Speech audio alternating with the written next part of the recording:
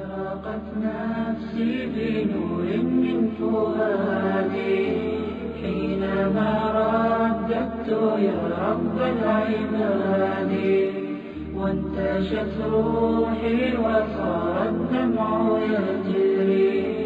يا إلهي خذ بقلبي للرشاد.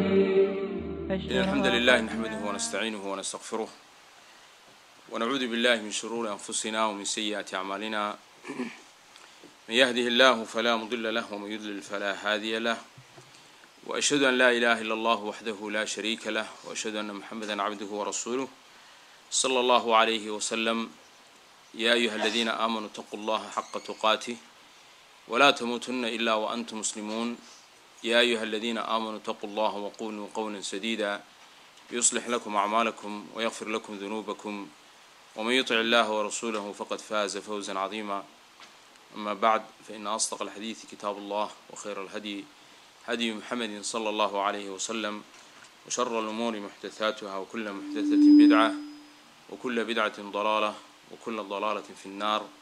نعوذ بالله من حال أهل النار. أما بعد أيها الإخوة والأخوات السلام عليكم ورحمة الله وبركاته. محاضرة iskuul nimid maanta salaadii casar kadib masaajidkan siitaag waxa ay ka hadlaysaa sharax aynu sharxi doono ducooyin kamida ducooyinka uu nabigu sallallahu alayhi wasallam uu ku ducaysan jiray.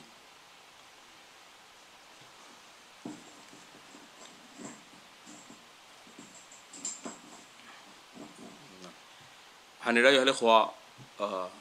ducooyin uu nebigu ku ducaysan jiray ayaynu sharxi doonaa. ducooyinkaasi oo aynu kasoo qaadanayno kitaabka riyaad saalixiinka ee uu qoray alimaam annawawi raximah allahu tacaala inagoo ka faa'iidaysanna sharax uu ka bixiyey ducooyinkaasi sheekh maxamed ibn saalix al-cuthaymiin raximah allahu tacaala. ducaduna ayuha alikhwa inta aynaan ducooyinkaasi aynaan gudagelin sharaxooga oynu hadhow aynu raacin doono masaa'il la xidhiidha ducooyinka iyo sidii ilaahay loo baryo iyo xiliyada wanaagsan ee ilaahay subxaanahu wa tacaala la baryo. waxaan jecelahay ugu horreynba in aan bal wax ka sheegno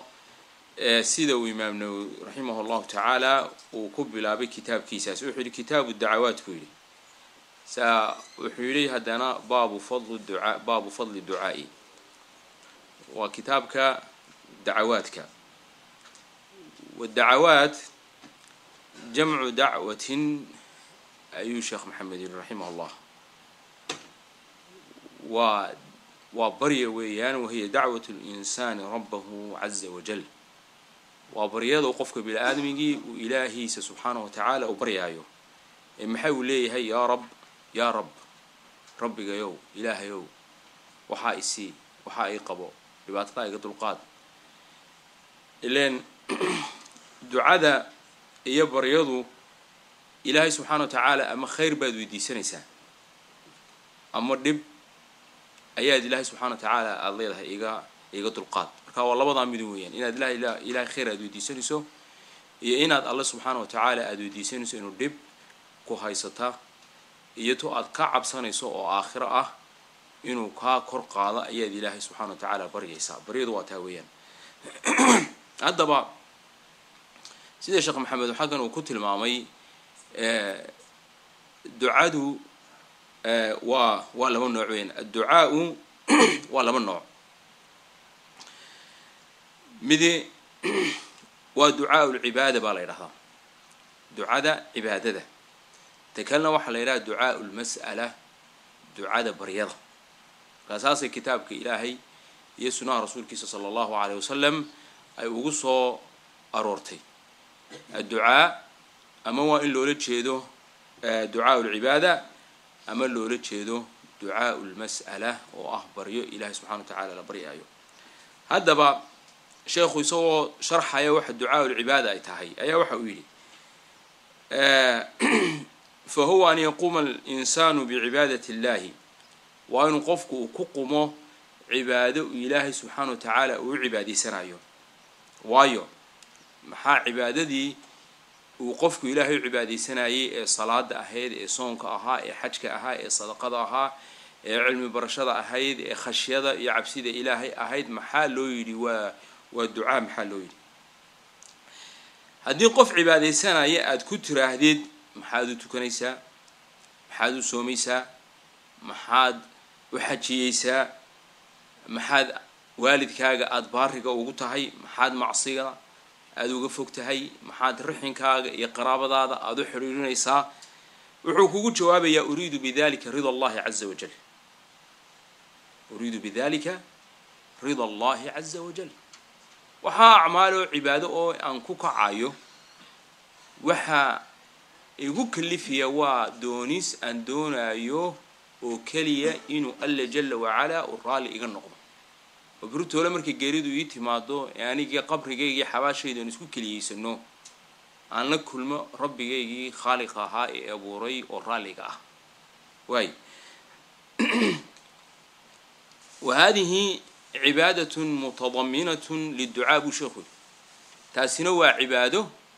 أي لا صعته بريا الله صعتها بريو أي الله صعتها أينوني ما نطع إن ما أنت كهالنا دعاء المسألة دعاء بريضة